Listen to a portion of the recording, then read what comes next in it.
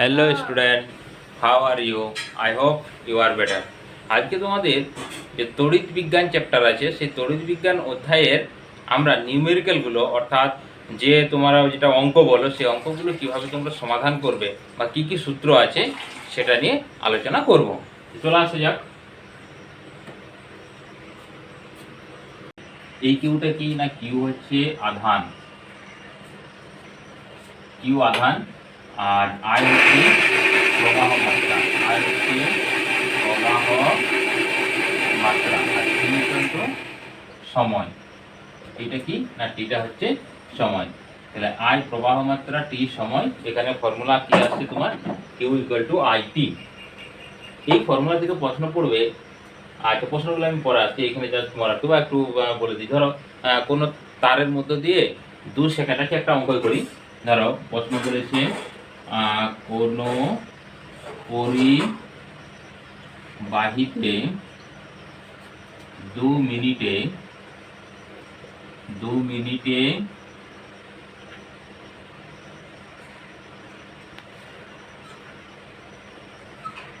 2 coulomb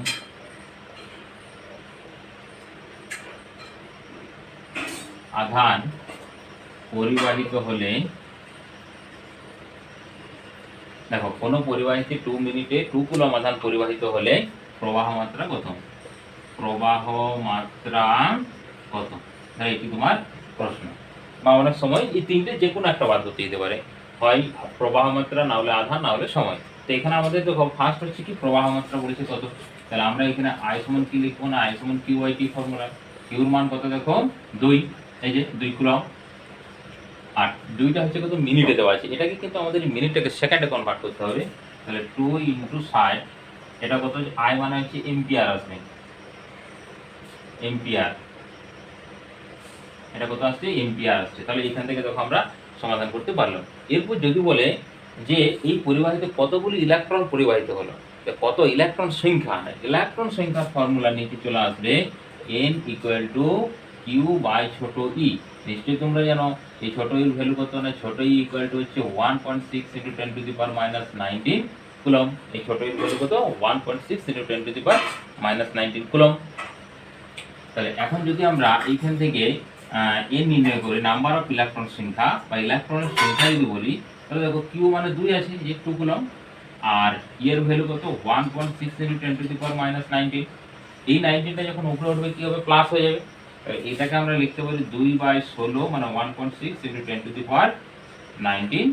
এত কি number, number মানে টি, ইলেকট্রন সংখ্যা কতগুলো, তাহলে টি একে প্রকাশ করব।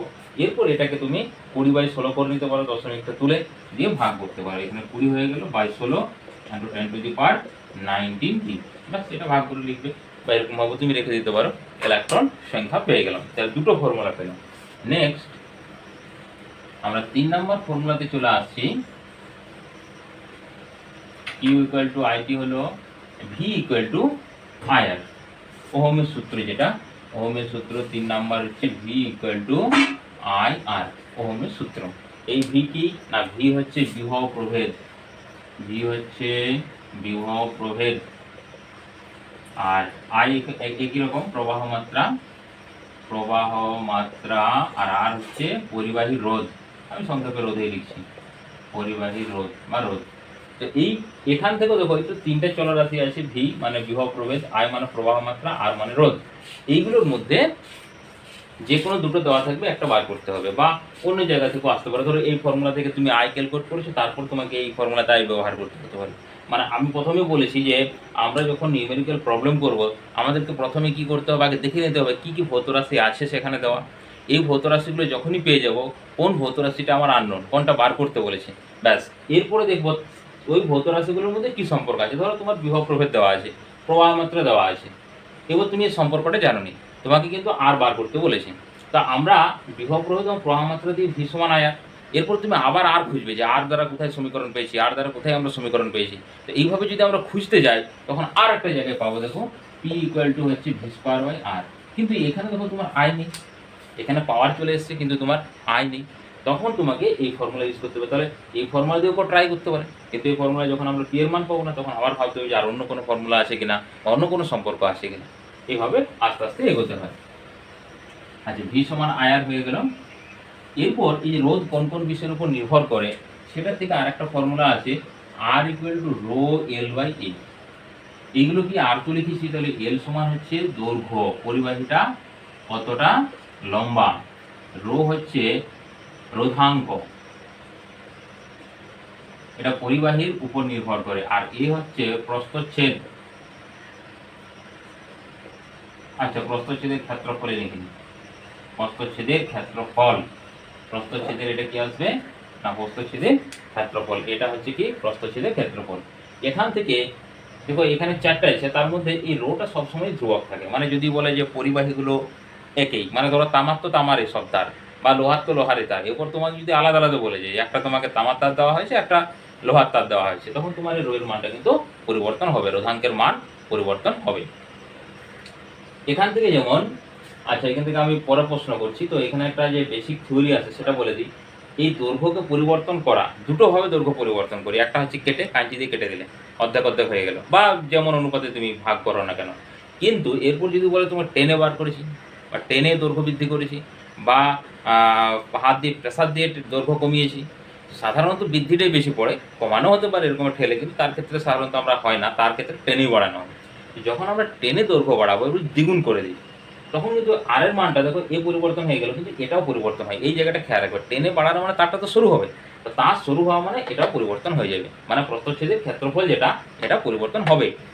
এইখানে ফর্মুলাটা কি না, এই এটাকে খুঁজে পাওয়ার জন্য আমরা আয়তনকে কনসিডার করব, যে তারটাকে আমরা টেনে বাড়াচ্ছি তার তো আয়তনে কোনো পরিবর্তন হবে না, তো তার সাধারণত কি হয় না, তার সাধারণত হচ্ছে গোল হয় বা বৃত্তাকার হয়। তো বৃত্তাকারের জন্য ধরো পায়ের স্কয়ার আমি বললাম ক্রস সেকশনাল এরিয়া মানে এটা, কিন্তু দৈর্ঘ্য ধরো আছে, এর প্রাথমিক দৈর্ঘ্য ছিল L1, এরপর তুমি কি করেছো টেনের দ্বিগুণ করে দিয়েছো, তাহলে পাই এখানে R1 করে দিই, এটা R2 করে দিই, আর এটা হচ্ছে L2, বা একবার আমি লিখে দিলাম দ্বিগুণ বলেছি তো, তাহলে L1 করে দিই, মানে L1 এর দ্বিগুণ করেছি, তাহলে আয়তন কি হবে, আয়তন সেম থাকবে। তাহলে এখানে দেখো পাই পাই ক্যান্সেল হবে, এই L ক্যান্সেল হয়ে যাবে, এখানে পড়ে থাকছে কত 2, তাহলে R1 বাই R2 তার হোল স্কয়ার সমান আসছে কত না 2 আসছে। তাহলে এই রেশিওটা কত পাচ্ছি আমরা, R1 বাই R2 রেশিও আসছে 2। এখন যদি এই ভ্যালুতে আমরা পুট করি তখন দেখবো এটা 4 টাইম হবে, মানে যদি তারটাকে আমরা আস্তে আস্তে লেন্থটা করি তাহলে কি হবে না, রেডিয়াস যখনই কমে যাবে বা তারে যখন দৈর্ঘ্য বাড়ায়, এখানে দেখো তারের দৈর্ঘ্য কি হবে, বৃদ্ধি পাবে, মানে রোধের পরিমাণটা বাড়বে, সমানুপাতিক সম্পর্ক। আবার এখানে দেখো এটা আছে ইনভার্সলি প্রপোর্শনাল, এর টানলে কি হবে, কমবে, তাহলে কমার জন্য কি হবে, রোধ বাড়বে, রোধ বাড়ার জন্য অর্থাৎ দু ক্ষেত্রে বাড়ছে, 4 ডবল হয়, যদি মানটা বসিয়ে দিই তাহলে 4 ডবল। জাস্ট আমি একটু ক্যালকুলেট করে দিচ্ছি, এখানে ধরো R1 ইকুয়াল টু হচ্ছে rho L1 by pi R1 এর স্কয়ার, আর R2 ইকুয়াল টু হচ্ছে rho L2 by pi R2 এর স্কয়ার। এই দুটোকে যদি আমরা ডিভাইডেড করে দিই, ধরো R2 বাই R1 করে দিই, তাহলে দেখো এখানে আসবে rho L2 by pi R2 square into pi R1 এর স্কয়ার বাই রো L1। আচ্ছা, এখানে দেখো রো রো ক্যান্সেল হয়ে গেল, এখানে পাই পাই ক্যান্সেল হয়ে গেল, তাহলে L2 বাই L1 মানে L2 এর জায়গায় লিখছি 2L1 মানে ডবল হয়েছে, by L1 into R1 by R2 তার হোল স্কয়ার, তাহলে হচ্ছে R2, হ্যাঁ R1 বাই R2 হয়েছে, ঠিক। তাহলে এটা হচ্ছে 2 আসছে, L কেটে আছে, আর এই ভ্যালুটা দেখো এখানে কোথায় লিখলাম যেন, এই দেখো R1 বাই R2 তার হোল স্কয়ার সমান 2, তাহলে এটা আর একটা 2 আসছে, তাহলে 4 হয়ে গেল, তার মানে এখানে আমরা R2 এটা R1, তাহলে R2 সমান কত পাচ্ছি 4 ইন্টু R1, মানে 4 টাইম ইনক্রিজ হচ্ছে। আর যদি সিম্পল বলি যে আমরা মেঝে কেটে অর্ধেক করেছি বা দৈর্ঘ্য বৃদ্ধি করেছি এমনি সামথিং অন্য তার জুড়ে, তখন ক্ষেত্রে 2 টাইমস হবে, জাস্ট এটার ক্ষেত্রে পরিবর্তন হয়। এটা একটা গেল 4 নাম্বার। এরপর 5 নাম্বার আমরা দেখি জুলের সূত্র থেকে। 5 নাম্বার হচ্ছে V H equal to I square R T, H equal to I square R T, জুলের সূত্র থেকে, অর্থাৎ তাপ কিভাবে আমাদের পরিবর্তন হবে ওই সূত্র থেকে আমরা নির্ণয় করব। আর এটা দেখো H equal to I square R T joule হলো, এরপর যদি তুমি ক্যালোরিতে করো তাহলে এইচ ইকুয়াল টু আসবে I square R T divided by 4.2, এটা আসবে ক্যালোরি, এটা আসবে এত ক্যালোরি আসবে। তার মানে দুটো সিস্টেম, একটা হচ্ছে সিজিএস সিস্টেম, একটা হচ্ছে SI system. H equal to I square R T joule SI system, আর ক্যালোরিতে এটা আসবে। 6 নম্বর আসবে তোমার, 6 নম্বর আসবে এখান থেকে এইচ ইকুয়াল, আছে একটা ফর্মুলা আছে যে বোর্ড অফ 10 ইউনিট বিওটি সমান হচ্ছে ওয়াট ওয়াট ইন্টু ঘন্টা বাই 1000, এখান থেকে পড়ে মানে ইলেকট্রিক বিল আমরা যেভাবে পেমেন্ট করি আর কি, বিওটি ইউনিটে পেমেন্ট করি আমরা কত ইউনিট পড়েছে। আর হ্যাঁ একটা এর ফর্মুলা আছে কুলম্বের সূত্র, এফ ইকুয়াল টু হচ্ছে Q1 Q2 divided by 4 pi epsilon naught into r square. হ্যাঁ, এখানে Q1 Q2 দুটো আধান, 4 পাই এপসাইলন নট একটা ধ্রুবক, আর r স্কয়ার যেটা সেই r স্কয়ার হচ্ছে ডিসটেন্সটা মানে দুটো আধানের মধ্যে দূরত্ব। তাহলে যদি আমরা এখানে ধরে দুটো আধান আছে, এটা ধরো Q1 আধান, এটা Q2 আধান, তাহলে দূরত্বটা হবে r, এদের মধ্যে দূরত্ব কত r। আর 1/4 পাই এপসাইলন নট এটা হচ্ছে একটা কনস্ট্যান্ট, এর আবার একটা ভ্যালু আছে, যদি এটা মনে রাখো তাহলে অঙ্ক করতে খুব সুবিধা হয়। 4 পাই এপসাইলন নট হচ্ছে 9 × 10⁹, এটা হচ্ছে 9 × 10⁹। এসআই সিস্টেমে, কিন্তু এটা এসআই সিস্টেমে, সিজিএস সিস্টেমের ভ্যালু কত হয়ে যায় 1 হয়ে যায়। ব্যাস এই ফর্মুলাগুলো আমাদের যে তড়িৎ চ্যাপ্টার আছে, তড়িৎ চ্যাপ্টারে সমস্ত অঙ্কগুলো কিন্তু হয়ে যাবে। আর প্যারালাল সিরিজের ক্ষেত্রে যদি পড়ে তাহলে এখানে আমি জাস্ট এখানে আরেকটা অ্যাড করছি যে কম্বিনেশনের ক্ষেত্রে r ইকুয়াল টু হচ্ছে r1 প্লাস r2, এটা হচ্ছে শ্রেণীর ক্ষেত্রে, শ্রেণী সমবায়ে। আর সমান্তরাল সমবায়ের ক্ষেত্রে আসবে r1/r, আসবে এখানে 1/r equal to 1/r1 plus 1/r2 সমান্তরাল সমবায়ের ক্ষেত্রে। তাহলে আর একবার ফর্মুলাগুলো দেখি। Q equal to IT, Q মানে আধান, I হচ্ছে প্রবাহ মাত্রা, T হচ্ছে সময়। এই কিউটা ওইদিকে মান লিখেছিলাম, ওটা মুছে দিলাম। N ইকুয়াল টু Q/T, এটা হচ্ছে ইলেকট্রনের সংখ্যা নির্ণয় করার জন্য। V ইকুয়াল টু IR হচ্ছে ওহমের সূত্র থেকে প্রবাহ মাত্রা বা রোধ বা বিভব যেটাই তোমাকে নির্ণয় করতে বলবে। R ইকুয়াল টু ρL/A, এটা অনেক সময় ব্যবহার করা হয় রোধের সূত্র বা রোধ কোন কোন বিষয়ের উপর নির্ভর করে, বা এই ফর্মুলা বেসিক ফর্মুলাগুলো যদি আমরা মনে রাখি তাহলে দেখো তোমার যদি প্রশ্ন পড়ে যে রোধ কোন কোন বিষয়ের উপর নির্ভর করে, তাহলে R ইকুয়াল টু ρL/A। হ্যাঁ, তাহলে বলবো যে রোধের দৈর্ঘ্যের সঙ্গে সমানুপাতিক আর প্রস্থচ্ছেদের ক্ষেত্রফলের সঙ্গে ব্যস্তানুপাতিক। H equal to I square, এটাও যে উৎপন্ন তাপ কোন কোন বিষয়ের উপর নির্ভর করে, তো এখান থেকে তুমি অ্যান্সার দিতে পারবে। H ইকুয়াল টু এটা হচ্ছে ক্যালোরিতে সিজিএস সিস্টেমে, আর বিওটি পার ঘন্টা by 1000। F equal to Q1 Q2 divided 4 pi square, এটা হচ্ছে 9টা কুলম্বের সূত্র। এই দুটো আধান Q1 Q2 দুটো আধান, 4 পাই স্কয়ার একটা ধ্রুবক, 8টা হচ্ছে তাদের মধ্যবর্তী ধ্রুবক। এরপর আমি কিছু এখান থেকে প্রবলেম দিচ্ছি। দেখো এখানে দুটো প্রশ্ন দিয়েছি, দুটি পরিবাহী রোধ ও প্রবাহ মাত্রার অনুপাত যথাক্রমে, তাহলে রোধের অনুপাত কত 1:2, আর প্রবাহ মাত্রার অনুপাত কত না 3:1 হলে বিভবের অনুপাত কত। তাহলে এখানে তুমি প্রথমে ভাবো কি কি দেওয়া আছে, মানে রোধ দেওয়া আছে, প্রবাহ মাত্রা দেওয়া আছে, মানে আমরা যদি রোধকে লিখে নিই R আর প্রবাহ মাত্রাকে I, কি বার করতে বলেছি দেখো ভিটা জিজ্ঞাসা চিহ্ন না, I R আর V। তাহলে এরপর আমরা I R আর V এদের মধ্যে কি সম্পর্ক আছে যদি আমরা খুঁজে পাই তাহলে এটা অ্যান্সার করতে পারবো। দেখো এদের মধ্যে সম্পর্ক আছে, ফর্মুলা হচ্ছে V সমান IR, ওহমের সূত্র। এখন দেখো আমাদেরকে ভিটা ক্যালকুলেট করতে বলেছে, রেশিও টার্মে দেওয়া আছে। তাহলে একটা পরিবাহের জন্য আমরা বিভব 1 ধরে নিলাম, দ্বিতীয় পরিবাহের জন্য আমরা বিভব কি ধরলাম 2 ধরে নিলাম, মানে হচ্ছে I2 × R2। এরপর তাদের অনুপাত বার করতে বলেছে, অর্থাৎ আমরা ভাগ করে দেবো। অনুপাতের ক্ষেত্রে আমাদের সুবিধা হয় কি ভাগ করে দিলে, তাহলে একে যদি ভাগ করে দিই V1/V2 করে দিই, তাহলে এখানে দেখো আসছে I1 R1 divided by I2 R2। এবার রেশিওগুলো পুট করে দাও।